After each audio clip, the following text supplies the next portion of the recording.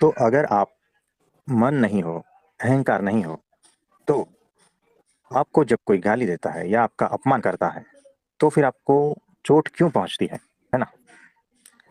क्योंकि आपने अपने को मन मान कर रखा है, आपने अपने को अहंकार मान कर रखा है। तो जब चोट पहुंचती है, कोई कुछ बोलता है, गाली पड़ती है, अपमान होता है, तब चोट पहुंचती है, दुख होता है, तकलीफ होती है। तो आप जहां जहां हो, वहां वहां चोट पहुंचेगी, तब दुख होगा।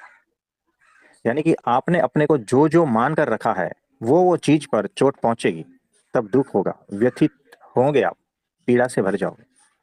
तो आपने अपने को अहंकार मान कर रखा है, मन मान कर रखा है ना? तो आपने अपने को अगर स्वाभिमानी मान कर रखा है, तो जब स्वाभिमान पर चोट पहुंचेगी, गड़बड़ हो जाएगी।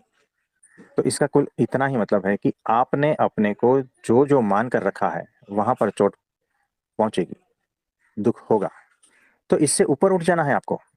जी। यानी जब तक आपने अपने को कुछ और मान कर रखा है ना, तब तक मैं आपके सामने अगर सत्य को भी ला दो ना, तो आप समझ नहीं पाओगे, परमात्मा को भी समझ नहीं पाओगे। उसको समझने के लिए आपको आत्मस्थित होना पड़ेगा। यानी जो जो मान कर रखा है ना, उससे भी ऊपर जाना है। अगर आपने अपने को आत्मा मान कर रखा है ना, वो भी एक मान्यता है ना, तब भी आप परमात्मा के तत्व को समझ नहीं पाओगे, जब तक आपने अपने को आत्मा भी मान कर रखा है।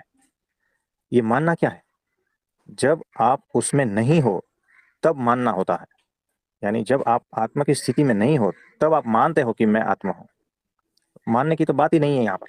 जब आपको पूर्ण प्रतीति हो जाएगी, अनुभूति हो जाएगी, यानी आत्मा में जब आप स्थित हो जाओगे, तब आप बोलने के लिए नहीं रहोगे कि मैं आत्मा हूं।